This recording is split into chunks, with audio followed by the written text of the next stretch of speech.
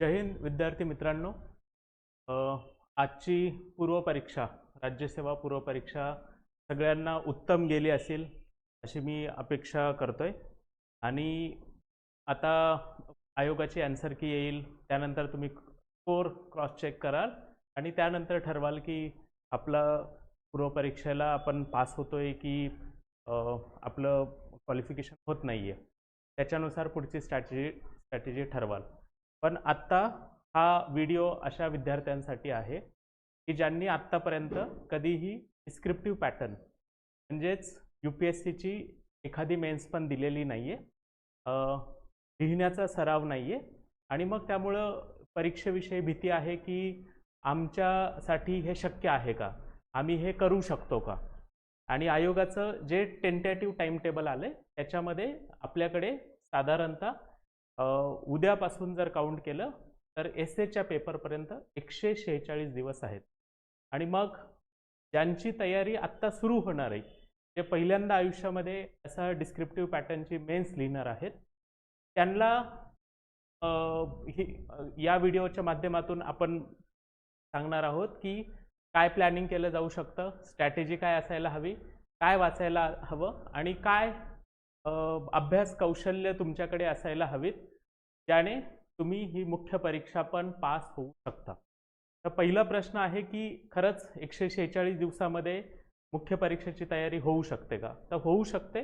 असं UPSC मध्ये पण खूप उदाहरणं मी स्वतः पाहिलेली आहेत किंवा तुमच्या आजूबाजूला पण पाहिलेली असू शकतात की पूर्वपरीक्षा झाल्यानंतर मुख्य परीक्षेचा अभ्यास खऱ्या अर्थाने सुरू केला आणि मग राहिलेल्या साधारणतः 90 ते 120 दिवसांमध्ये त्यांनी मुख्य परीक्षा पण पास केली आणि अंतिमतः त्यांचं सिलेक्शन पण झालं.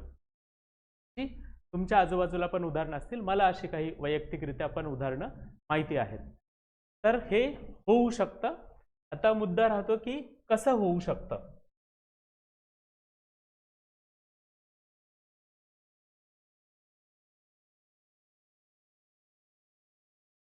तर हे आयोगाचं टेंटेटिव्ह टाइम टेबल आहे, ज्याच्यामध्ये तुम्ही बघू शकता की एकतर ही खूप चांगली गोष्ट आहे की परीक्षा सलग न होता त्याच्यामध्ये एक आठवड्यांचा गॅप आहे आणि अगदी काही ठिकाणी तर 2 आठवड्यांचा गॅप आहे. म्हणजे इथं बघू शकता तुम्ही 29 मार्चला 2 पेपर असणार आहेत, भाषा पेपर 1 आणि भाषा पेपर 2.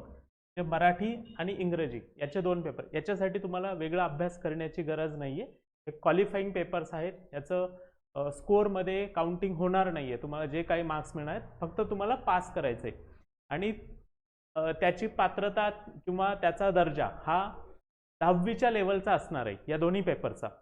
त्यामुळे 10वीच्या परीक्षा सगळ्यांनी दिली, तुम्ही 12वीला पण परत भाषेचा पेपर दिलेला आहे, त्यामुळे तुमच्यासाठी ही फारशी विशेष बाब नसणार आहे. त्यामुळे मराठी आणि इंग्रजी याचं फक्त तुम्ही UPSCचे जुने पेपर काढून एकदा बघू शकता, प्रिव्हियस इयर क्वेश्चन्स, की मराठी आणि इंग्रजीचा पेपर काय पॅटर्न असतो, त्याच्यामध्ये काय विचारलं जातं. त्याच्यामध्ये जर तुम्ही 3 तासामध्ये पेपर पूर्णतः सोडवलात तर तुम्ही क्वालिफाय व्हाल. त्यामुळे त्याच्यासाठी वेगळी तयारी करायची आपल्याला गरज नाहीये. त्यामुळे हे 2 विषय तुमच्या लिस्टमधून बाजूला काढून टाका. आता त्यानंतर पुढचा पेपर राहतो निबंधाचा पेपर, जो असणार आहे 5 एप्रिलला. म्हणजे खरी आपली परीक्षा सुरू होते 5 एप्रिल. म्हणजे पूर्वपरीक्षा झाल्यापासून ते 5 एप्रिल पर्यंत 9 नोव्हेंबर ते 5 एप्रिल असे साधारणतः आपल्याकडे 146 दिवस आहेत. म्हणजे जवळपास 5 महिने आहेत आणि हा खूप मोठा कालखंड आहे. 5 महिने. तुम्ही जर या वर्षीचं UPSCचं टाइम टेबल पाहिलं असेल तर पूर्वपरीक्षा झाल्यापासून मुख्य परीक्षेपर्यंत फक्त 90 दिवसांचा कालावधी होता. 3 महिन्यांच्या आत मुख्य परीक्षा झाली. त्या मानाने इथे 2 महिने एक्स्ट्रा मिळत आहेत. आता ज्यांनी आधी कधीतरी UPSCची मुख्य परीक्षा दिली असेल किंवा त्यांच्यासाठी स्ट्रॅटेजी वेगळी असणार आहे, कारण त्यांना आधीच काहीतरी अभ्यास झालेला आहे. पण आपण या व्हिडिओमध्ये बोलतोय की अशी लोक की जे पहिल्यांदा मुख्य परीक्षा देणार आहेत आणि 146 दिवसामध्ये ते गणित कसं बसवणार आहेत, राईट. त्यानंतर इथं बघू शकता की परत 2 आठवड्यांचा गॅप असणार आहे आणि परत 18 एप्रिलला तुमचे पुढचे 2 पेपर्स, जे सामान्य अध्ययन 1 आणि सामान्य अध्ययन 2 हे म्हणजे GS1 आणि GS2 आणि लगेच दुसऱ्या दिवशी 19 तारखेला GS3 आणि GS4 इथपर्यंत तुमचे 5 पेपर अधिक मराठी इंग्लिश असे 7 पेपर झालेले असतील. राहतो फक्त ऑप्शनल विषय जो असेल आणखी 1 आठवड्यांचा गॅप आणि 26 एप्रिलला तुम्हाला ऑप्शनलचा पहिला पेपर आणि ऑप्शनलचा दुसरा पेपर हे 2 पेपर लिहिणार आहात तुम्ही 26 एप्रिलला. त्यामुळं तसं पाहायला गेलं तर आणखी 5 एप्रिल पासून 26 एप्रिलपर्यंत आणखी 20 दिवस तुम्हाला या सगळ्या विषयांचा अभ्यास करण्यासाठी मिळणार आहेत. जे की खूप चांगली गोष्ट आहे सगळ्यांसाठी की एक पेपर होतोय, मग 2 आठवड्यांचा गॅप आहे, मग परत 4 पेपर होत आहेत आणि परत आणखी 1 आठवड्यांचा गॅप आहे आणि मग तुम्ही ऑप्शनल पेपर लिहित आहात. म्हणजे अगदी तुमचं काही 4-2 गोष्टी ऐनवेळी त्यावेळी करायच्या राहिलेल्या असू शकतील, काही टॉपिक्स मिस आउट झालेले असतील, तर ते पण या 5 एप्रिल नंतरच्या पुढच्या काळामध्ये हे तुम्ही पूर्ण करू शकता.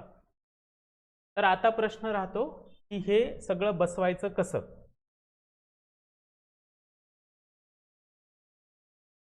तो काय काय आहे आपल्याकडे, विषय कोणते आहेत आणि मग आपण 146 दिवसामध्ये हे कसं बसवू शकतो याचं एक बेसिक प्लॅनिंग आणि एक बेसिक स्ट्रॅटेजी काय असायला हवी यावर बोलूयात. आता तुम्हाला सब्जेक्ट्स विषय आहेत अभ्यासायचे ऑप्शनल, ठीक आहे. आता कदाचित तुमच्यापैकी बऱ्याच लोकांनी आतापर्यंत ऑप्शनल वाचलेला नसेल, जो काही ठरला असेल तुमचा ऑप्शनल, राईट. राज्यशास्त्र असू शकतो, समाजशास्त्र, इतिहास, भूगोल किंवा तुम्ही ज्या ब्रँचमधून आलेला आहात त्या ब्रँचमधला जो स्पेशल विषय आहे तो घेतलेला असू शकतो. तो ही तुमची चॉईस आहे. आता विषय आहे की तो राहिलेल्या 146 दिवसामध्ये किंवा 5 महिन्यांमध्ये कसा कव्हर करायचा आहे. तो पहिलं चॅलेंज आहे ऑप्शनल संपवणं, कारण हा विषय नवीन आहे. तुम्ही GS आधी पण वाचलेला आहे, GSचे टॉपिक्स आधी पण वाचलेले आहेत. ते कदाचित पूर्वपरीक्षेच्या दृष्टीने किंवा आधीचा जो MPSCचा पॅटर्न होता ऑब्जेक्टिव्ह त्या ओरिएंटेशननी वाचलेले असू शकतात. पण आता आपल्याला ओरिएंटेशन चेंज होणार आहे. आता आपल्याला लिहायची आहेत उत्तरं, ठीक. त्यामुळे थोडंसं शिफ्ट होईल, पण विषय तुम्हाला माहितीच नाहीये असं नसणार आहे. म्हणजे 1857च्या उठावाची कारणे लिहा किंवा त्याचं आणखी काहीतरी विश्लेषण करा, याच्यावर एखादा प्रश्न असू शकतो. तुम्हाला हा विषय माहिती नाही असं नाहीये, पण ऑप्शनल विषय कदाचित तुमच्यासाठी नवीन असू शकतो. मी पहिल्यांदा ऑप्शनलची परीक्षा देणार असाल तर आपल्याला ऑप्शनलची खूप चांगल्या पद्धतीने तयारी करावी लागेल आणि ऑप्शनल हा बऱ्याच अंशी डिसाइडिंग फॅक्टर राहतो. फायनल लिस्टमध्ये ऑप्शनलच्या मार्क्सवरून बऱ्यापैकी एक ठरतं की कोण लिस्टमध्ये पुढे जाणार आहे, इंटरव्ह्यूचा कॉल येणार आहे किंवा कोणाचं सिलेक्शन होणार आहे किंवा अल्टिमेटली रँक ठरवण्यामध्ये पण ऑप्शनल विषय खूप महत्त्वाचा ठरतो. त्यामुळे आपल्यासाठी वैकल्पिक विषय खूप महत्त्वाचा आहे. त्यानंतर पुढचे 2 विषय आहेत एसे आणि एथिक्स. तर हे मी एकाच ब्रॅकेटमध्ये एवढ्यासाठी ठेवलेत कारण ह्या दोघांचा सोबत अभ्यास करायचा आहे. हे परस्पर पूरक आहेत. एसेसाठी जे काही प्रिपरेशन करणार आहात, निबंध लेखनासाठी जे काही प्रिपरेशन करणार आहात, ज्या काही तुम्ही नोट्स बनवणार आहात त्याचाच फायदा तुम्हाला एथिक्समध्ये होणार आहे किंवा व्हायसे वर्सा. जे GS4 एथिक्समध्ये जे काही नोट्स बनवणार आहात त्याचा फायदा एसेमध्ये होणार आहे. म्हणून ते सोबत अभ्यास करायचे. त्याच्या नोट्स पण एकमेकाला कॉम्प्लिमेंटरी असतील. कदाचित तुम्ही त्याच्या एक कॉमन नोट्स पण बनवू शकता, त्या एसेसाठी पण वापराल आणि एथिक्ससाठी पण वापराल, राईट. तर अगेन हे पण जे 2 विषय आहेत ते पण तुमच्यासाठी नवीन असणार आहेत की आतापर्यंत जर ऑब्जेक्टिव्ह परीक्षेचा अभ्यास केलाय किंवा कंबाईन एक्झामचा अभ्यास केलाय किंवा राज्यसेवा फक्त पूर्व परीक्षेचा अभ्यास केलाय, तर आतापर्यंत एथिक्स हा कधी अभ्यासात आलेला नाहीये किंवा निबंध लेखनाची पण कधी तयारी केलेली नाहीये. त्यामुळे अगेन हे आपल्यासाठी नवीन असणार आहे. आता नवीन म्हणजे किती नवीन असणार आहे, तर निबंध कधी लिहिलंच नाही का? म्हणजे तुम्ही 10वी-12वी मध्ये पण तुमच्या शाळेच्या परीक्षामध्ये निबंध लिहिलेले असणार आहे किंवा जे ग्रॅज्युएशनचे तुमचे जे विषय होते, समजा तुमच्यातले जी काही लोक BA केले तर त्यांनी पण वर्णनात्मक उत्तरं लिहिलेली आहेत आणि त्याच्यापेक्षा फार वेगळं इथं काही नसणार आहे. त्यामुळं हा जो वर्णनात्मक किंवा डिस्क्रिप्टिव्ह पॅटर्नचा जो बाऊ तयार झालाय तो एकतर डोक्यातून काढून टाक. ही एक परीक्षेसारखी परीक्षा आहे आणि त्याच्या पुढे जाऊन मी म्हणेल की ही एक 10वी किंवा 12वी लेवलची परीक्षा असणार आहे, जी मुख्य परीक्षा असणार आहे ती, ठीक आहे. तर बऱ्याचदा लोकांना वाटतं की हे खूप सोपस्कर करून सांगताय, असं कुठे असतं का 10वी-12वी लेवल म्हणू शकतो. पूर्व परीक्षा जी आहे तो मेन फॅक्टर होतो. त्यातली एक ठराविक मुलंच, म्हणजे समजा या वर्षीच्या राज्यसेवेला जागा वाढून साधारणतः 300 जागापर्यंत जरी वाढल्या सगळ्या वॅकन्सीज, तरी पण त्यांनी सांगितलं की आता एकाच 12 पटीमध्ये मुलांना क्वालिफाय केलं जाईल, विद्यार्थ्यांना क्वालिफाय केलं जाईल. म्हणजे 12 गुणिले 300 तो साधारणतः 3600 विद्यार्थी क्वालिफाय होतील मुख्य परीक्षेसाठी. तर आता सगळ्यात मोठा ट्रिकी पार्ट तर हाच होता की तुम्ही एक साधारणतः 2.5-3 लाख विद्यार्थ्यांमधून 3600 विद्यार्थ्यांमध्ये आलात, तर तुम्ही निम्मी लढाई इथं जिंकली आहे. आता इथून पुढचा पार्ट आहे तो अधिक सोपा आहे. 10वी-12वी लेवलचा आहे. तुम्हाला लिहायचं आहे जशी 10वी-12वीची परीक्षा लिहिली आहे तशीच लिहायची आहे. ऑब्विसली याच्यामध्ये पण तुम्हाला इंटरव्ह्यू पर्यंत पोहोचायचे, म्हणजे यातली 3600 मधली साधारणतः 900 मुलं विद्यार्थी इंटरव्ह्यूसाठी क्वालिफाय होणार आहेत. तर तुम्हाला तिथपर्यंत पोहोचायचं आहे आणि अंतिमतः जे फायनल 300 असणार आहेत त्यांच्यामध्ये तिथपर्यंत आपल्याला पोहोचायचं आहे. सो हा पार्ट जो आहे तो जरी लेंदी असला, याच्यामध्ये मेहनत जास्त असली, तरी पण त्याचं स्वरूप हे तुमच्या शाळेच्या परीक्षेसारखं आहे. त्यामुळे जर तुम्ही शाळेमध्ये चांगलं परफॉर्म केलेलं असेल, त्या 10वी-12वीचे मार्क्स तुमचे चांगले आहेत किंवा तुम्हाला ते जमत असेल चांगलं करायला शाळेच्या लेवलचं, तर मधल्या काळात तुम्ही थोडंसं विसरलेलं असू शकता. मे बी तुमचं काहीतरी टेक्निकल एज्युकेशन घेतलेलं असेल, काही लोक इंजिनिअरिंगला गेले असेल, काही लोकांनी काही फार्मसी, मेडिकल एक्सेट्रा केलेलं असू शकतं. तर परत एकदा आपल्याला त्या ज्या जुन्या स्किल्स आहेत, शाळेमधल्या ज्या स्किल्स आहेत त्या परत आणायच्यात आणि त्या स्किल सेटवरतीच आपण ही परीक्षा पास होऊ शकतो. राईट. तो ऑप्शनल, इथिक्स, एसे, तर हे नवीन विषय आहेत. आणि मग GS 1, 2, 3 हे जे मेन्सचे विषय आहेत, म्हणजे तुम्ही आयोगाच्या वेबसाईटवरून पण सिलेबस डाउनलोड करा आणि तुमच्याकडे सिलेबसची एक कॉपी नेहमी असू द्या. तुम्हाला माहिती पाहिजे की तुम्ही ज्या परीक्षेचा अभ्यास करत आहात त्या परीक्षेमध्ये काय विचारलं जाणार आहे, तुम्हाला काय अपेक्षित आहे तुमच्याकडून आणि तुम्ही त्याचं प्लॅनिंग कसं करणार आहात, त्यासाठी तुमच्याकडे सिलेबसची कॉपी व्यवस्थित असायला पाहिजे. ऑब्वियसली आपल्याला माहिती आहे की MPSCने जो डिस्क्रिप्टिव्ह पॅटर्नचा सिलेबस आहे, UPSCचा सिलेबस जशाच्या तसा कॉपी पेस्ट केलेला आहे. त्यामुळे तुम्ही जर आधी तो सिलेबस पाहिलेला असेल UPSCचा, तर तुम्हाला हे पण माहिती आहे की GS 1 मध्ये हिस्ट्री, जॉग्राफी आणि इंडियन सोसायटी 3 विषय आहेत.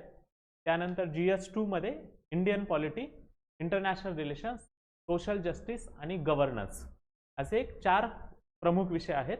आणि त्यानंतर GS 3 हा खूप व्हास्ट आहे, छोटे छोटे विषय आहेत पण ते या GS 3 मध्ये कव्हर्ड आहेत. मग त्याच्यामध्ये Indian economy, Indian agriculture, science and technology, environmental science आणि internal security along with disaster management, म्हणजे असे 6 ब्रॉड टॉपिक्स GS 3 मध्ये आहेत.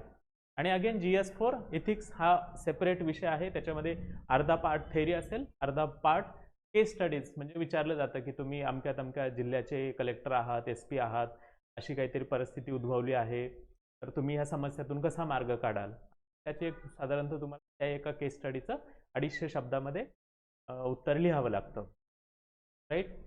सो GS 1, 2, 3 त्या मानाने रिलेटिवली ऑप्शनलच्या कंपॅरिझनमध्ये आणि एसे इथिक्सच्या कंपॅरिझनमध्ये तुमच्यासाठी जुना विषय आहे, तुम्ही त्याचा अभ्यास केलेला आहे, फक्त आता लिहायचं आहे. ती एक शिफ्ट आहे, ती शिफ्ट पण येईल, म्हणजे ती फार विशेष नाही आहे तसे शिफ्ट करणं की ऑब्जेक्टिव्हवरून डिस्क्रिप्टिव्हला शिफ्ट होणं. त्यामुळे याला तुम्ही सेकंडरी इम्पॉर्टन्स देऊ शकता. ते आत्ता प्रायोरिटी अभ्यास सुरू केल्यावरती GS 1, 2, 3 कडे थोडंसं दुर्लक्ष झालं चालणार आहे. तुमच्यासाठी प्रायोरिटी असली पाहिजे ऑप्शनल, एसे, इथिक्स. आणि हे आपण आधीच बोललो की कंपल्सरी मराठी आणि इंग्लिश हे जे 2 विषय आहेत, याच्यासाठी वेगळा अभ्यास करायची गरज नाही. ते तुम्ही पूर्णतः 100% याच्याकडे दुर्लक्ष करू शकता. फक्त एकदा तुमच्या मनातली भीती घालवण्यासाठी या विषयांचे UPSCचे वेबसाईटवरून PYQ डाउनलोड करा आणि जस्ट एक पेपर त्याचा बघा.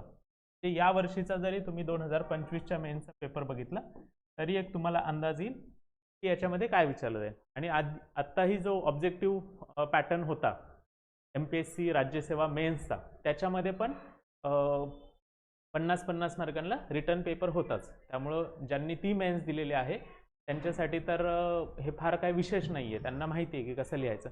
आणि ॲक्च्युली हा जो ऑब्जेक्टिव्हचा पॅटर्न आहे याच्यामध्ये मराठी आणि इंग्रजी हे 4-5 वर्षापर्यंत तर दोन्ही 100-100 मार्काचे पूर्णतःच डिस्क्रिप्टिव्ह पेपर होते. नंतर त्यांनी मग मिक्स केलं की अर्धा पेपर डिस्क्रिप्टिव्ह आणि अर्धा ऑब्जेक्टिव्ह. त्यामुळं हे तुम्ही इथे आयोगाचे पण जुने पेपर बघू शकता आणि तुम्हाला एक अंदाज येईल की ते काय विचारतात मराठी आणि इंग्रजीला, फक्त तुमची भीती घालवण्यासाठी. त्यासाठी वेगळं फार प्रिपेअर करण्याची गरज नाहीये. जर तुम्ही शाळेतली इंग्रजीची परीक्षा किंवा मराठीचा पेपर पास झालात तर हा पण पेपर तुम्ही सहज पास व्हाल. तर हे विषय आपल्याला अभ्यास करायचे आहेत. आता आहे की या विषयांची काय स्ट्रॅटेजी असायला पाहिजे आणि मग मी दिलेल्या वेळेमध्ये मला जे काही 146 किंवा तुम्ही आणखी उद्याचा दिवस एखादा दिवस आराम केला तर खरं पाहायला गेलं तर तुमच्याकडे 145 दिवस असतील.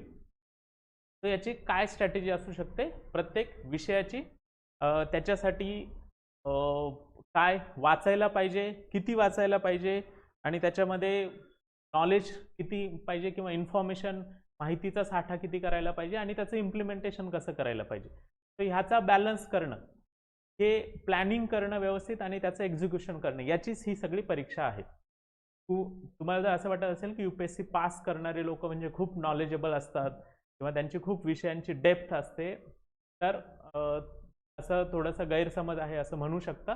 कारण मुळात फक्त ज्ञानाची परीक्षा नाहीये, म्हणजे PhD लेवलचं ज्ञान तुमच्याकडून अपेक्षित नाहीये. कारण तुम्हाला एका प्रश्नाचं उत्तर GS मध्ये किंवा ऑप्शनल मध्ये पण साधारणतः 150 शब्द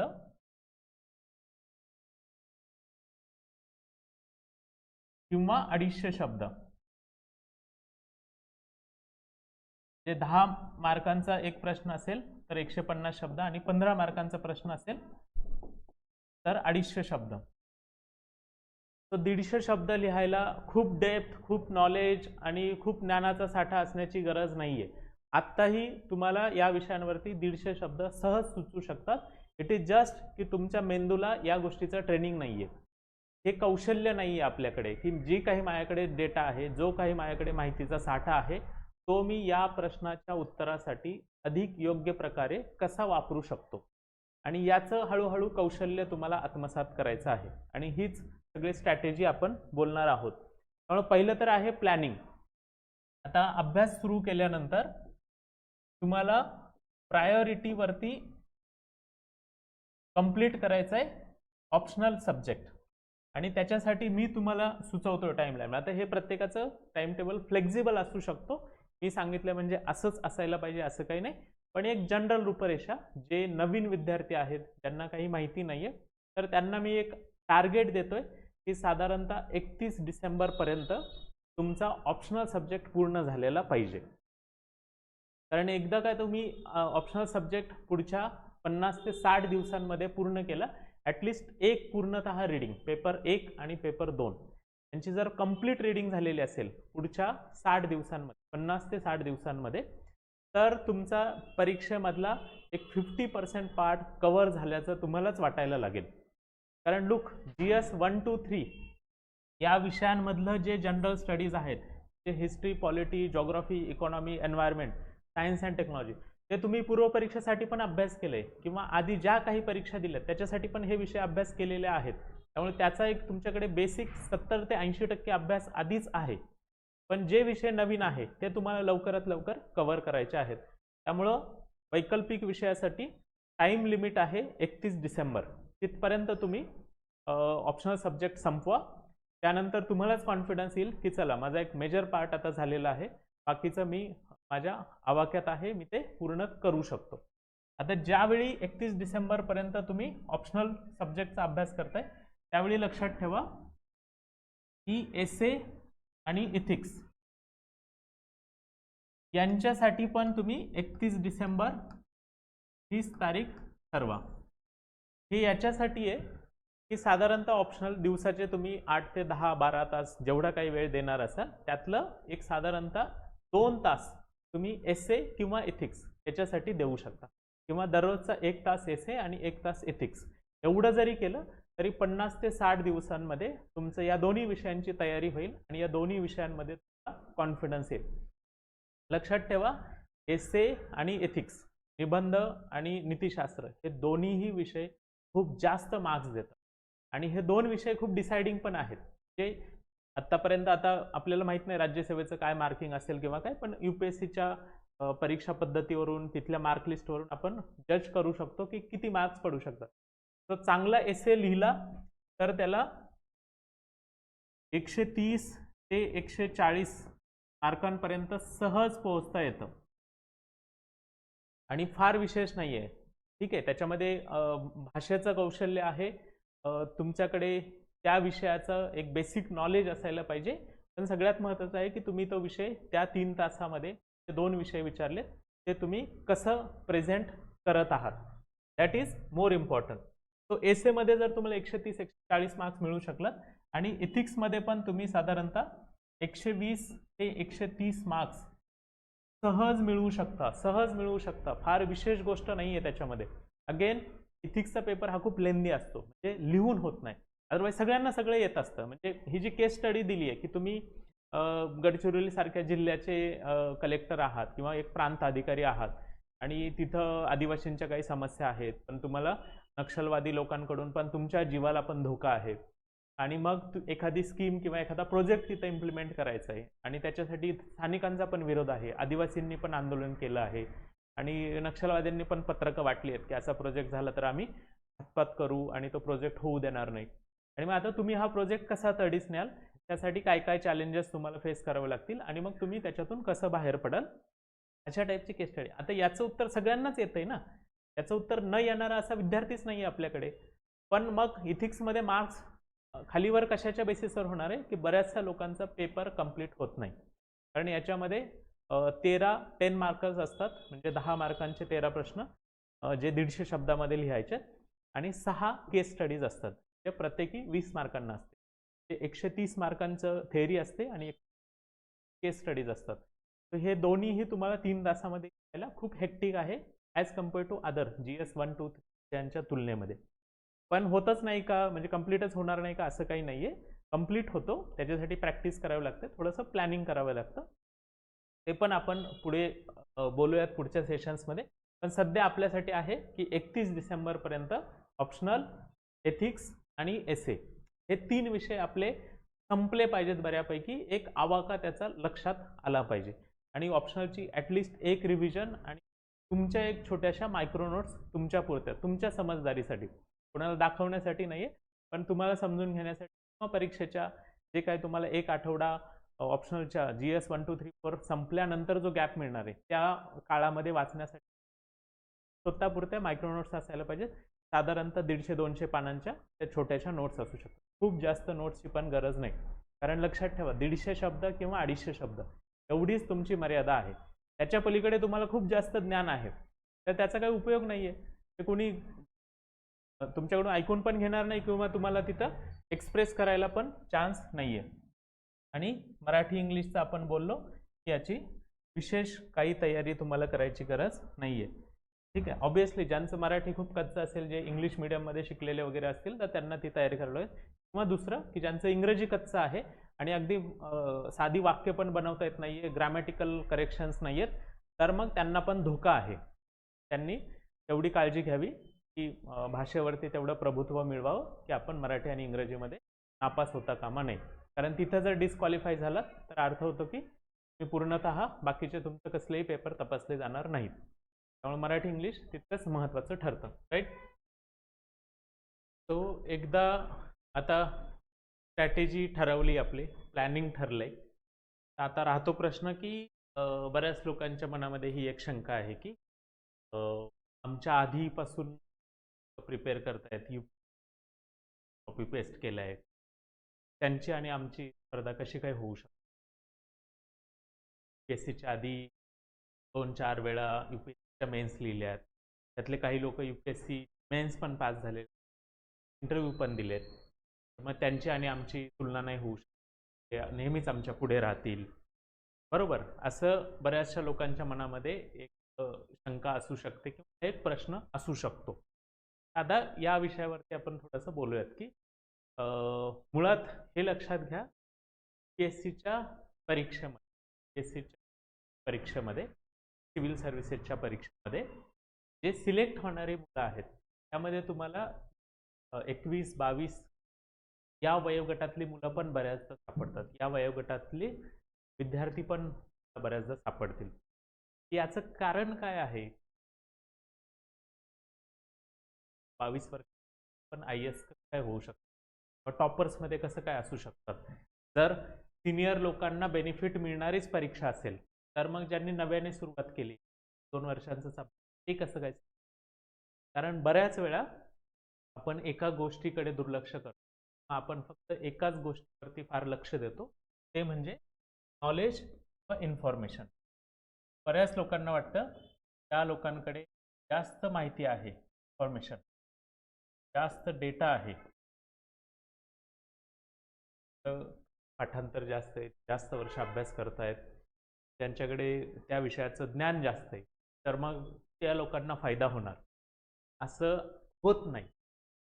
ऑब्विसली नॉलेज हा एक महत्त्वाचा भाग आहे परीक्षेमध्ये, पण तुम्ही जर पूर्वपरीक्षा पास होत आहात म्हणजे काय, तुमच्याकडे एक बेसिक नॉलेज आहे जे या परीक्षा पास करायला जेवढं पाहिजे तेवढं तुमच्याकडे आहे.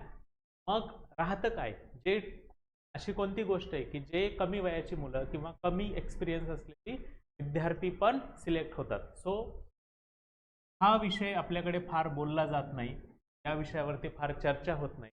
ते आहे स्किल सेट, कौशल्य. आणि ही परीक्षा जो डिस्क्रिप्टिव्ह पॅटर्न आहे हा कौशल्यावरती आधारित आहे. एकदा का तुम्ही पूर्व परीक्षा पास झालात, तिथून पुढे तुमची सगळी कौशल्य पणाला लागणार आहेत. मग ती कोणती कौशल्य आहेत जी तुम्हाला परीक्षा पास करण्यासाठी मदत करतात? त्यातलं सगळ्यात पहिलं कौशल्य आहे रायटिंग स्किल, लिहिण्याचं कौशल्य. लिहिता आलं पाहिजे आणि फक्त चांगलं म्हणजे हस्ताक्षर चांगलं एवढ्यापुरतं, त्याला स्पीड असायला. किती स्पीड असायला पाहिजे? तर 10 तुम्हाला 180 मिनिट पूर्ण मिळत आहे, 3 तास एका पेपरसाठी. 250 मार्काचा पेपर आहे, एकूण 30 प्रश्न आहेत. तर 180 मिनिटामध्ये तुम्हाला 20 प्रश्न सोडवायचे. तर लक्षात घ्या 10 मार्कर आहेत, 10 प्रश्न. जो लिहायचा आहे 150 शब्दामध्ये, 150 वर्ड्स. आणि याच्यासाठी तुम्हाला वेळ मिळणार आहे फक्त 7 मिनिट. आता हे 7 मिनिट काही कोणी तिथं ठरवलेलं नाही किंवा काही 7 मिनिटांची बेल होत नाही. 7 मिनिट हे आपण आपल्यासाठी ठेवलेलं टाइम लिमिट आहे. हे आपल्याला प्लॅनिंग करायचं आहे की आपल्याला एक प्रश्न, एक 10 मार्कांचा प्रश्न 7 मिनिटामध्ये संपला पाहिजे. 150 शब्द आपले 7 मिनिटात लिहून झाले पाहिजे. त्याच्यामध्ये तो प्रश्न वाचायचा पण आहे, समजून पण घ्यायचा आहे आणि 150 शब्दामध्ये लिहून पण टाकायचं आहे. त्यानंतर जे 15 मार्कांचा प्रश्न आहे, 15 मार्कर्स, ते आहेत 10 प्रश्न. हे लिहायचं आहे 250 शब्दामध्ये, 250 वर्ड्स. आणि याच्यासाठी आपल्याला वेळ मिळतोय एका प्रश्नासाठी 11 मिनिट. बरोबर? म्हणजे 10 प्रश्नांचे ही 70 मिनिटं, 70 मिनिट. बरोबर? ह्यात आपले 10 मार्कर झाला पाहिजे, 10 पैकी 10 प्रश्न झाले पाहिजेत. आणि इकडे हे 110 मिनिट. तर असे एकूण 180 मिनिटामध्ये आपल्याला हे गणित बसवायचे आणि याचीच परीक्षा आहे. हे सगळ्यात महत्त्वाचा पार्ट आहे. कदाचित तुम्हाला खूप नॉलेज आहे, तुमच्याकडे खूप डेटा आहे, सगळं आहे, पण तुम्हाला हे 180 मिनिटात सोडवायला जमलं नाही का? तुमचं लिखाणाचं स्पीड, लिहिण्याचा वेग कमी आहे, तर फिर काम नाही चलेगा, नाही मजा येणार. हे ज्याला जमेल 180 मिनिटामध्ये 20 प्रश्न, त्याच्यासाठी दर 7 मिनिटामध्ये 150 शब्द, 11 मिनिटामध्ये 250 शब्दाचा प्रश्न. हे ज्यांना सोडवता येईल त्यांच्यासाठी ही परीक्षा खूप सोपी असेल. आता जस्ट विचार करा की जी तरुण लोक आहेत, पहिल्यांदा देणारी लोक आहेत, तर तुमच्याकडे हे पॉझिटिव्हिटीच्या बाजूने चांगली बाजू ही आहे, जमेची बाजू ही आहे की तुमच्यामध्ये ती एनर्जी आहे, त्याच्यामध्ये ते एन्थुझियाझम आहे की मला ही परीक्षा पास करायची. तो मी त्याच्यामध्ये जास्त एनर्जी टाकायला तयार आहे. आणि जी लोक सिनियर लोक असतील तर ती एनर्जी, त्या लेवलची एनर्जी ह्या परीक्षेमध्ये टाकू शकत नाहीत, तर ते हे गणित बसवता येत नाही. आणि म्हणून UPSCच्या परीक्षेमध्ये 22-23 वर्षांपर्यंत IAS IPS दिसतात. तर कारण आहे की त्यांना हे गणित जमतं. जेवढा तरुण मुलगा आहे तेवढी जास्त एनर्जी आहे, तेवढं जास्त त्याचं endorphins आहेत त्याच्याकडे, तो पॉझिटिव्ह आहे आणि म्हणून मग हे करू शकतो. ते जास्त अटेम्प्ट्स वाढतात तितकी ती एनर्जी लेवल खाली जाणार आहे आणि हे गणित जमणं अवघड व्हायला लागतं. ऑब्विसली काही लोक आहेत की ते अटेम्प्ट जास्त झाले तरी पण एनर्जी टिकून ठेवतात, मोमेंटम टिकून ठेवतात. ऑब्विसली मग नंतरच्या अटेम्प्टमध्ये पण सिलेक्ट होतात. पण हा खूप महत्त्वाचा भाग आहे की स्किल सेट. आता याच्या व्यतिरिक्त अजून काय स्किल्स लागतात? एक तर स्पीड पाहिजे. 180 मिनिटामध्ये आपला 250 मार्कांचा पेपर झाला पाहिजे. दुसरं स्किल आहे कमांड ओव्हर लँग्वेज. भाषा, भाषेवर खूप चांगलं प्रभुत्व पाहिजे. आणि भाषा तुम्ही मराठीत लिहिताय की इंग्रजी लिहिताय हे दुय्यम आहे. ते ज्या भाषेमध्ये आहे, त्या भाषेमध्ये व्यवस्थित एक्सप्रेस होता येतं का? तुम्हाला तुमचं मत व्यवस्थित मांडता येतं का? तुम्हाला त्या भाषेमध्ये व्यक्त होता येतं का? हे जास्त महत्त्वाचं आहे. आणि हे जर तुम्हाला जमलं, भाषा, त्याच्यावर तुमचं प्रभुत्व आहे, मराठी किंवा इंग्रजी, जी भाषा निवडाल. मराठीमधून पण लिहून खूप सारे लोक पास होतात, UPSC पास होतात, रिजनल लँग्वेजेसमधून पण पास होतात. असं काही नाही आहे की मराठीतून होता येत नाही, मराठीतून पण करू शकता ते. पण याचा अर्थ असा नाही की माझं मराठी पण खराब आहे. जी काही भाषा बोलताय ती तुम्ही खूप चांगली बोलताय, व्यवस्थित बोलताय, त्याच्यावरती तुमचं प्रभुत्व आहे. त्याच्या शब्दावरती ग्रामर चांगलं आणि जे मत तुम्हाला योग्य मांडायचंय ते पुढच्या व्यक्तीला कळतंय. तर तिथं 1 to 1 इंटरॅक्शन नाही. तर जे काही मत ते फक्त तुमच्या लिहिलेल्या पेपरवरून, त्या कागदावरूनच कळणार आहे. त्यामुळे तिथे ते व्यवस्थित आलं पाहिजे. आणि मग भाषेचा प्रभाव कुठे पडतो? GS 1, 2, 3 या विषयामध्ये फारसं भाषेला महत्त्व. पण एसे आणि इथिक्स या 2 विषयांमध्ये भाषेवरून खूप जास्त मार्क्स खालीवर होतात. लँग्वेजचे स्किल्स तुमचे व्यवस्थित पाहिजेत. बऱ्याचदा हे होतं की विद्यार्थी काही मेसेजेस करतात, काही समस्या त्यांच्या सांगतात टेलिग्रामवरती, व्हॉट्सॲपवर, आणि मी बघतो की तो मेसेज जो लिहिलाय 4 ओळींचा तो पण एका भाषेत नाही. त्याच्यात अर्ध इंग्लिश आहे, अर्ध मराठी आहे, काही शब्द इंग्रजी, काही शब्द मराठी, मिक्स काहीतरी लिहून पाठव. हे नाही चालणार आहे परीक्षेमध्ये. सॉरी. तो ज्या भाषेमध्ये लिहित आहे ती व्यवस्थित आली पाहिजे. तो लँग्वेज स्किल्स. त्यानंतर पुढचं स्किल पाहिजे की त्या विषयाची ओळख, त्या विषयाचं आकलन व्यवस्थित झालेलं, अंडरस्टँडिंग ऑफ द सब्जेक्ट.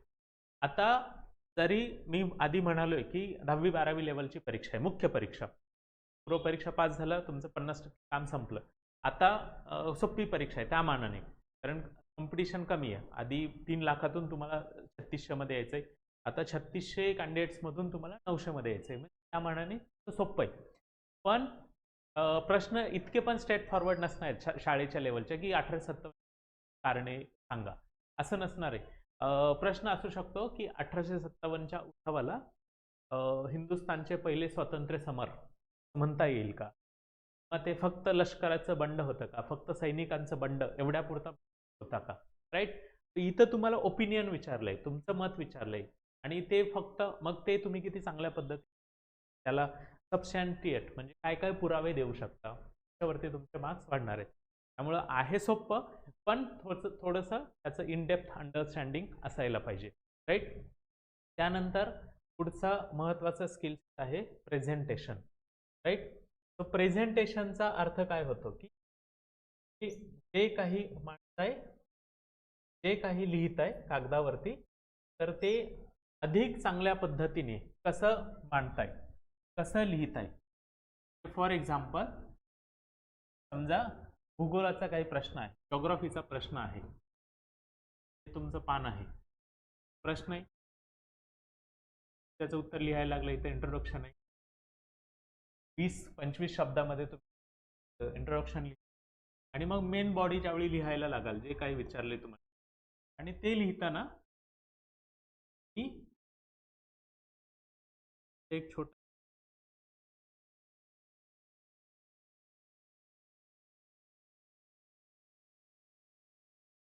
व्यवस्थित बॉक्स केला, नॉर्थ दाखवला, टायटल दिलं, आणि मग त्या नकाशामध्ये दाखवलं की हा प्रश्न विचारता येते आहे भारत. भौगोलिक परिस्थिती कशी आहे, किंवा काही डायग्राम्स काढल्या, त्यानंतर ग्राफिकल प्रेझेंटेशन केलं, की म्हणजे फक्त 1 2 3 4 असं न लिहिता काही ठिकाणी काहीतरी वेगळं डिझाईन तुम्ही काढू शकला. एखादी स्कीम आहे आणि त्याचे वेगवेगळे फीचर्स सांगताय, त्याचं वैशिष्ट्य सांगताय, त्याच्यामध्ये त्याची तो हे प्रेझेंटेशन स्किल आहे. तुम्ही तुमचं उत्तर अधिक चांगलं दिसायला, अधिक छान दिसायला कसं दिसू शकतं, तर हे तुमचा प्रेझेंटेशन स्किल. तो ज्यांना डायग्राम चांगल्या काढता येतात, ते असं काहीतरी क्रिएटिव्हिटी वापरू शकतात, त्यांना कुठेतरी याचा फायदा होतो. कारण विचार करा, साधारणतः एका पेपर चेकरला एका दिवसाला 20 पेपर दिलेले असतात. त्याने की त्या दिवसामध्ये त्याने 20 पेपर बघायचे. आणि विचार करा की एकाच टाईपचे प्रश्न आहेत, म्हणजे सगळ्यांनी तीच उत्तरं लिहिली आहेत, तेच प्रश्न. तर त्याच्यासाठी पण हे बोरिंग काम आहे. तो आठवडाभर 15 दिवस तेच काम करायचं. आणि मग 7-8 पेपर नंतर एक जर पेपरमध्ये असं कुठेतरी काहीतरी छान लिहिलेलं असेल, वेगळं प्रेझेंटेशन, हँडरायटिंग चांगलं, अक्षर खूप चांगलं, भाषा खूप चांगली, तर कदाचित नॉलेज कमी असेल, ती कमी असेल, डेटा कमी असेल, तरी पण त्यांना मार्क जास्त मिळेल. पण आता तुमच्यासोबतचे पण जे मुलं आहेत, जे कॅन्डिडेट्स आहेत, त्यांच्यामध्ये पण तुम्हाला हे बघायला भेटेल की एखाद्याला परीक्षेचं नॉलेज कमी आहे, एखाद्याचा अभ्यास कमी आहे, पण ह्या स्किल सेट खूप चांगला आहे, ही कौशल्य त्याची खूप चांगली इथं, आणि याच्या बेसिसवरती त्याचा रँक तुमच्यापेक्षा बेटर झालेला. कारण बऱ्याचदा याच्याकडे आपण लक्ष, परीक्षा मुख्य परीक्षा मेनली स्किल सेट परीक्षा आहे. मग शेवटचा स्किल सेटला भाग राहतो प्लॅनिंग आणि एक्झिक्युशन. की जर मी तुम्हाला सांगतो की तुमच्याकडे साधारणतः 145 ते 46 दिवस आहेत, तर या 145 दिवस तुम्ही कसं प्लॅन करताय की एवढे सगळे 7 विषय त्या प्लॅनिंगमध्ये बसवायचे आणि मग त्याचं एक्झिक्युशन पण व्यवस्थित करायचं. आत्ताच काल परवा मला एक विद्यार्थी भेटून गेला, तो सांगितलं त्यांनी UPSCची मुख्य परीक्षा दिली, खूप हुशार सिन्सिअर मुलगा आहे तो. तर तो म्हटला की सर मला खूप आता पश्चाताप होतोय, रिग्रेट्स होत आहेत. मी म्हटलं कशासाठी? तर म्हटलं की माझं अभ्यास होता, सगळं माझं व्यवस्थित चाललं होतं आणि मला परीक्षेच्या 1 महिना आधी ते नीट एक्झिक्यूट करता नाही आलं. मला ते नीट घडवून नाही आणता आलं, की मी जे ठरवले ते माझ्याकडून झालं नाही, आणि मग माझा कॉन्फिडन्स तेवढा राहिला नाही परीक्षेच्या दिवसांमध्ये, आणि मला ॲक्च्युली पेपर लिहिताना वाटत होतं की हे मी थोडंसं अजून चांगलं लिहू शकतो, अजून थोडं चांगलं करू शकलो. तो इथे एक्झिक्युशन कसं करू शकतो, घडवून आणू शकतो 45 याची परीक्षा. त्यामुळं ही परीक्षा, डिस्क्रिप्टिव्ह एक्झाम परीक्षा, ही फक्त ज्ञानाची परीक्षा नाही आहे, तर ती कौशल्याची पण परीक्षा आहे. त्याच्यासाठी तुम्ही फिजिकली पण फिट असायला पाहिजे. आपल्याकडे फौजमध्ये म्हणतात मेंटली रोबस्ट, फिजिकली फिट. तर फिजिकल म्हणजे काय, याच्यामध्ये रनिंग, गोळाफेक असं नाही आहे. पण जर तुम्हाला 145 दिवस सलग अभ्यास करायचा आहे, त्याच्यामध्ये तुम्ही टेस्ट सिरीज लिहिणार आहात, म्हणजे सराव चाचण्या सोडवणार आहात, आणि परीक्षेच्या दिवशी सकाळी GS1 लिहिणार, दुपारी GS2 लिहिणार, म्हणजे 3 तास लिहिलं, परत 2 तासाचा ब्रेक, परत 3 तास लिहित आहे, आणि दुसऱ्या दिवशी परत सकाळी 3 तास लिहिणार, परत ब्रेक, परत 3 तास लिहिणार आहात. त्याच्यासाठी फिजिकली पण तंदुरुस्त असायला पाहिजे. बऱ्याच लोकांनी ऐकतो की हात दुखायला लागतो, बोटं दुखायला लागतात, खांदा दुखायला लागतो, अर्धी पाठच दुखायला लागते. तर असं व्हायला लागलं तर मग काहीतरी पेन किलर खा, आणि मग पेन किलरचा एक ड्राउझी इफेक्ट असतो, थोडीशी झोप यायला लागते, ग्लानी यायला लागते, तर मग सगळी मेहनत पाण्यात जाणार. त्यामुळं तुम्ही फिजिकली पण तेवढेच फिट असायला पाहिजे, मेंटली पण रोबस्ट असायला पाहिजे. त्या परीक्षेचं कसलंही प्रेशर न घेता माझं ठरलंय की 145 दिवसात करू शकतो, तर स्टेप बाय स्टेप पर्यंत पोहोचायला पाहिजे. आणि हे जर करू शकलात तुम्ही, तर तुमच्यासाठी ही खूप सहज होणारी प्रक्रिया असू शकते आणि आनंददायी प्रोसेस की ॲज कम्पेअर्ड टू ऑब्जेक्टिव्ह परीक्षा, याच्यामध्ये तुम्हाला जास्त स्कोप आहे की इंटेलेक्च्युअल कॅपॅसिटी एक्सप्लोर करायला, आणि तुम्हाला पण असा एक्सपिरियन्स यायला लागेल की तुम्ही ह्या 145 जर्नीमध्ये, की जसं जसं पुढे पुढे जाल तसं तसं लक्षात येईल की तुम्हाला मजा येते ते करण्यामध्ये, लिहिण्यामध्ये. मी अभ्यास करतोय, माझी स्वतः क्रिएटिव्हिटी वापरतोय आणि मग ते मी एक्झिक्यूट करतोय. तर ही खूप आनंददायी प्रोसेस, मी एन्जॉय पण कराल. त्यानंतर पुढचा मुद्दा आहे आपल्यासाठी, की ठीक आहे, हे सगळं आम्ही स्ट्रॅटेजी ठरवली, आता अ, त्याचं प्लॅनिंग ठरवलं, एक्झिक्युशन पण करू. आमच्या हेही लक्षात आलं की कौशल्याची परीक्षा आहे, स्किल्सची परीक्षा आहे, फक्त अभ्यासाची परीक्षा नाही. पण मग आता याच्यासाठी काही वाचव तर लागेल, काहीतरी बुकलिस्ट तर पाहिजे. तर पहिला नियम ठेवा बुकलिस्टसाठी, की कमीत कमी पुस्तकं वाचायची, मिनिमम. जर एखाद्या विषयासाठी तुम्हाला एवढं एक पुस्तक पुरेसं आहे, तर एकावरच थांबायचं. फार 4 पुस्तकं 10 पुस्तकं वाचायची गरज नाही. कारण तुम्हाला 150 शब्दांचंच ज्ञान हवं आहे, काही ठिकाणी 250 शब्द. याच्या पलीकडे तुमच्याकडे जर ॲडिशनल डेटा असेल, ॲडिशनल इन्फॉर्मेशन असेल, तर ती चांगलं आहे, तुमचं ज्ञान वाढवा तुम्ही, पण परीक्षेला काही त्याचा फायदा नाही आहे. आपल्याला फक्त 250 शब्दांपुरतं ज्ञान हवं आहे, कारण आपल्याला परीक्षा पास करायची आहे. की आपल्याला, तुम्हाला एखाद्या विषयामध्ये इंटरेस्ट असेल, पुढे जाऊन PhD करा. त्यासाठी सरकार तुम्हाला स्टडी लीव्ह पण देतं, पगारी सुट्टी पण मिळते. फॉरेनमध्ये गेलात तर ट्युशन फी पण सरकार भरते. पण ते नंतर. परीक्षेसाठी आत्ता आपल्याला हवे की आपल्याला सर्व विषयांची, आपल्याला जे जे टॉपिक्स आहेत त्या सगळ्यांची एक 250 शब्दांची माहिती असायला हवी. That's it. एवढं जर तुम्ही करू शकला तर त्यासाठी सोपं होणार आहे. तर मग त्याच्यासाठी पहिला आपल्यापुढे चॅलेंज आहे ऑप्शनल सब्जेक्ट, वैकल्पिक विषय. तर वैकल्पिक विषयासाठी जे काही तुमचं ते ठरलंय, तर मार्केटमध्ये जरी MPSC साठी हे नवीन असलं तरी UPSC साठी हे जुनंच आहे सगळं. त्यामुळं प्रत्येक विषयाचे एक ठरलेले गाईड बुक्स आहेत. ठरलंय एखादं पुस्तक सोशिओलॉजीसाठी, पॉलिटिकल सायन्ससाठी, किंवा काही नोट्स फेमस आहेत.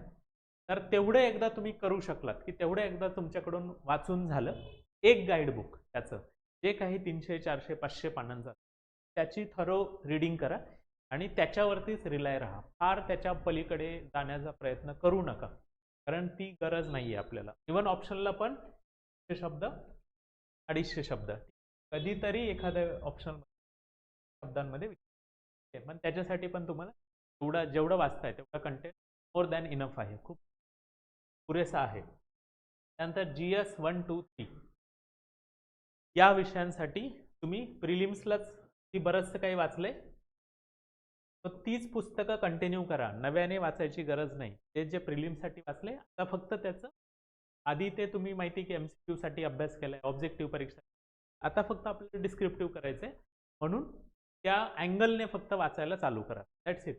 आणि त्याच्या व्यतिरिक्त जे विषय प्रिलिम्सला नव्हते, म्हणजे डिझास्टर मॅनेजमेंट नव्हतं, गव्हर्नन्स हा विषय नव्हता, सोशल जस्टिस हा विषय नव्हता, राईट.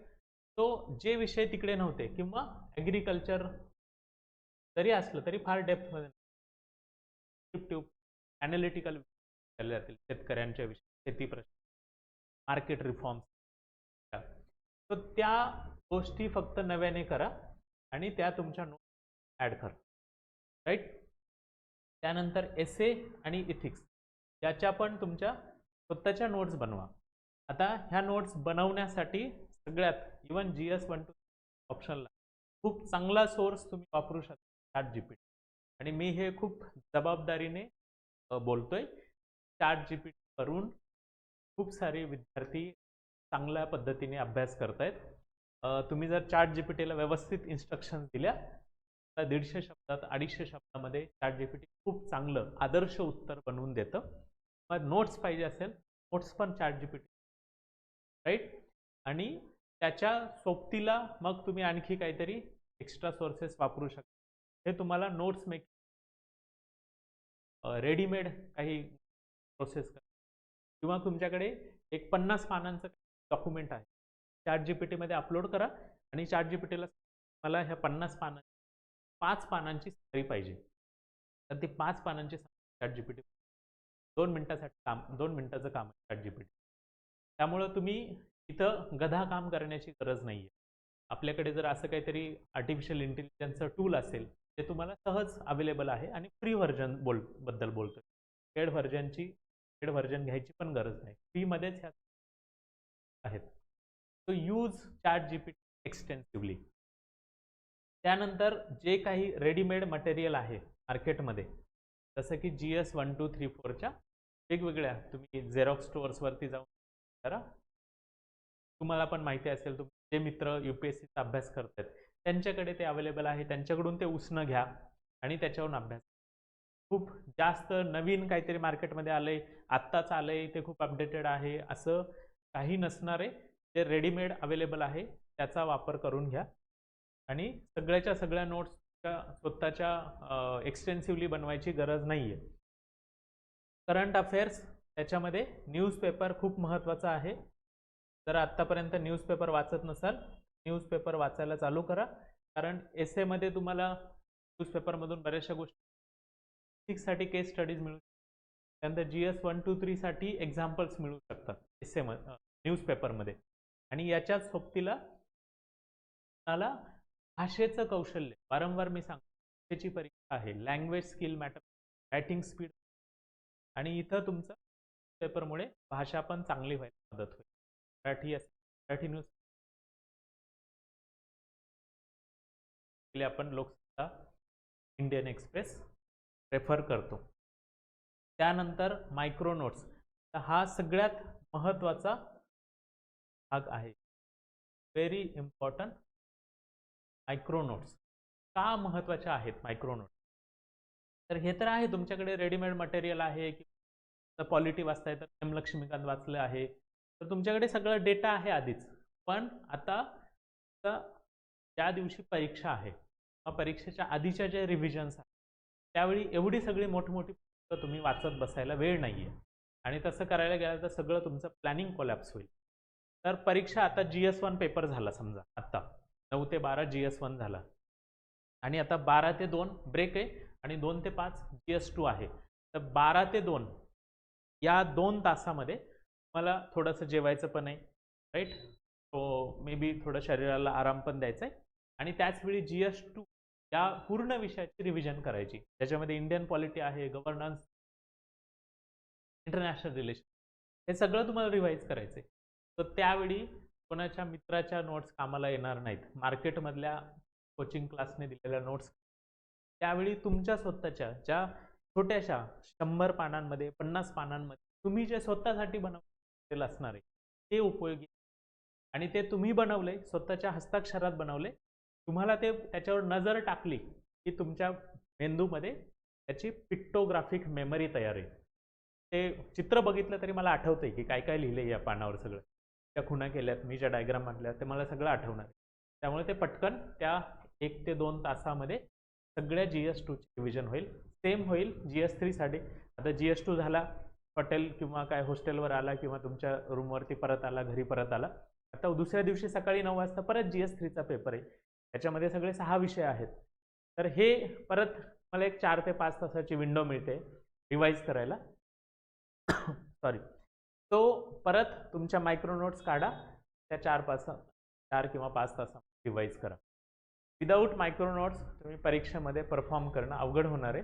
तर तुम्ही मोठमोठी पुस्तक गेलात परीक्षेला, संपणार नाहीये, आणि मग तुम्हाला कॉन्फिडन्स येणार नाही की परीक्षा देऊ शकतो. दुसरं चॅलेंज काय आहे? सकाळी GS1 झाला, आता दुपारी GS2 आहे, तर तुमचा मेंदू पण तर स्विच व्हायला पाहिजे ना. मनामध्ये तर सगळं GS1 म्हणजे काय, जिओग्राफी, हिस्ट्री, इंडियन सोसायटी, याचंच सगळं चाललं होतं. मेंदू 3 तास सगळा तोच विचार करत होता, आणि लगेच 2 तासांनी आता येणार आहे की polity, governance, social justice, international relation. मेंदूला शिफ्ट व्हायला वेळ नाहीये, आणि तुम्हाला 2 तासामध्ये मेंदूला सांगायचं की आता ते सगळं विसर, जिओग्राफी, कल्चर, हिस्ट्री, सोसायटी सगळं विसरून जा, आणि आता शिफ्ट हो या विषयांवरती. तर हे कसं होणार आहे हे प्रोसेस? तर हे मायक्रो नोट्स फटाफटा रिवाईज केल्या, मेंदूला लक्षात आलं की आता याच्यासाठी आपल्याला तयार व्हायचंय. तर 2 तासामध्ये सगळे GS2 ची परत 3 तास that switching over the subjects सहज शक्य होणार, आणि ह्याची सवय लावायची आपल्याला. 145 दिवसामध्ये हे ट्रेनिंग आहे, त्या मेंदूला ट्रेन करायचे. आता जो आपण स्किल सेट मधला विषय बोललो की स्पीड, तर स्पीड काय फक्त हाताचं स्पीड आहे का, की नाही जो जिमवाला आहे एकदम 15-20 किलोचे डंबेल उचलणारा माणूस आहे तो फास्ट लिहू शकतो, असं काय आहे का? कोण ॲथलेट आहे तर त्याचं स्पीड जास्त आहे? हाताचा संबंध नाही, हात लिहिणार आहे ठीक आहे, तर मेंदू फास्ट चालला पाहिजे. आणि मेंदू फास्ट चालेल कधी? ज्यावेळी मेंदूला तुम्ही ट्रेन केले फास्ट विचार करण्यासाठी, की 7 मिनिटं म्हणजे त्यातला 1 मिनिट तर प्रश्न वाचण्यात आणि समजून घेण्यात गेला, आता राहिले 6 मिनिटं. 6 मिनिटं पेन धरला हातामध्ये आणि सुरू केलं. मेंदू आणि हाताचं सिंक्रोनायझेशन आहे. हाताचे मसल, बोटाचे मसल, मेंदूमधले मेमरी सेल्स यांचं सिंक्रोनायझेशन झालंय. जे मेंदूमध्ये उमटतंय ते हात लिहून टाकतोय फटफट. हात अजून फास्ट चालू शकतो, तो स्लो पडतो बरं. ते हात थांबून जातो. थांबून जायला काय, हात दमलेला नसतो, मेंदू दमायला लागतो. मेंदूला आपल्याला ट्रेन फास्ट विचार, हा सगळा स्किल सेट्सचा गेम आहे. कौशल्याची परीक्षा ची डिस्क्रिप्शन, ज्याने हे कौशल्य लवकरात लवकर सिलेक्ट होणार किंवा लवकरात लवकर सिलेक्ट होणार, राईट. तो आता शेवटचा आपल्यासाठी प्रश्न राहतो की ठीक आहे ते करू आम्ही, पण मग 145-46 दिवस कमी वाटत आहेत, जरा थोडं जास्त वेळ असायला पाहिजे होता, बरोबर. तर त्याचा कंपॅरिझनसाठी मला थोडंसं बरं वाटण्यासाठी या वर्षी 2020ची UPSCची सिव्हिल सर्व्हिस एक्झाम प्रिलिम्स मुख्य परीक्षा फक्त 90 दिवस दिले होते. 3 महिन्यामध्ये परीक्षा घेतली. प्रिलिम्स झाली, रिझल्ट आला, UPSCचा लवकर निकाल परीक्षेचा 12-13 दिवसांमध्ये, आणि तिथून पुढे 78 दिवसांमध्ये लगेच मुख्य परीक्षा. ते तुम्हाला एवढं सगळं 7 विषय रिवाईज करायचे आणि परफॉर्म करायचे, त्यासाठी त्यांना 90 दिवस. आणि याच्यामध्ये ऑब्विसली काही ज्यांनी जास्त अटेम्प्ट दिलेत असे पण विद्यार्थी असणार आहेत, आणि जे पहिला अटेम्प्टवाले ते पण विद्यार्थी आहेत. जे ज्याचा पहिला अटेम्प्ट आहे त्याला तर 90 दिवसात सगळा अभ्यास संपवायचा आहे. तर याचा अर्थ असा होतो का आता की यावर्षी कमी दिवस वेळ होता, त्यामुळं हे जे यंग लॉट आहे, यंग ब्लड आहे, त्यांना कमी प्रेफरन्स, कमी मागे पडतील असं होत नाही. ही परीक्षा कौशल्याची, एनर्जी लेवलची आहे. तर तरुण मुलांमध्ये जास्त एनर्जी असते, ती जास्त पुढे जाणार आहे. जे सिनियर लोक आहेत ते 27-28 किंवा 30 वर्षांच्या वयापर्यंतच्या, त्यांच्यामध्ये एनर्जी कमी, ते लहान मुलं जे यंग लॉट आहे त्यांना बीट करू शकत नाहीत. So that is the challenge. So तुमच्यासाठी 146 दिवस खूप मोर दॅन इनफ आहेत, याच्यापेक्षा जास्त दिवसांची गरज नाही आहे. आत्ता मी जे सांगतोय, जर तुम्ही 31 डिसेंबर या वर्षाच्या शेवटापर्यंत जर तुमचा ऑप्शनल विषय संपवला, त्याच्या सोबतीला दररोज 1-1 तास एसे आणि एथिक्सचा अभ्यास केला, तर पुढच्या 60 दिवसांमध्ये, 50 ते 60 दिवसांमध्ये तुमचा पूर्णतः ऑप्शनल एसे इथिक्स म्हणजे किती, ऑप्शनल 500 मार्कांचा, एसे इथिक्स दोन्ही 250 इच, म्हणजे एकूण 1000 मार्कांचा अभ्यास होईल. किती पैकी? 1750 पैकी. ते राहील फक्त तुमचं 750. मोर दॅन 60% बस 31 डिसेंबर संपलेला. आणि हे 3 विषय खूप महत्त्वाचे आहेत. ॲक्च्युली हे डिसाइडिंग फॅक्टर आहेत ऑप्शनल. GS 1 2 3 मध्ये फार मार्जिनल डिफरन्स नसतो. तो टॉपर असतो, आणि ज्याचं सिलेक्शन नाही झालं किंवा ज्याला इंटरव्ह्यूचा कॉल आला पण सिलेक्शन नाही झालं, किंवा ज्याला मेन्स क्लिअर नाही झाली, इंटरव्ह्यूचा कॉल पण नाही आला, त्याच्यामध्ये टॉपर्समध्ये GS 1 2 3 या विषयांची टोटल मध्ये फार फरक नसतो. फरक कुठे पडतो? ऑप्शनल, एसे, इथिक्स, हे 3 विषयामध्ये एकदम जम्प मिळतो. त्याच्यावर ठरतं की कोण इंटरव्ह्यूला जाणार आणि कोण फायनल सिलेक्ट होणार. सो इट इज पॉसिबल, केलं जाऊ शकतं, आणि फार त्याच्यामध्ये अवघड असं काही नाही आहे. एकदा ठरवलं, it is all about your mental construct. आता जर एकदा तुमच्या मनामध्ये हे ठरलं की हे करणार आहे, माझ्याकडे 146 दिवस आहेत आणि नो मॅटर व्हॉट हे द बेस्ट देणार आहे, आणि देतोय तर मग ते क्लिअर होण्यासाठीच देणार आहे, तर इट इज पॉसिबल. लोकांनी हे केलेलं आहे. 22 वर्षाची मुलं IAS होतात, म्हणजे तुम्ही पण हे 46 दिवसात करू शकता. All the best.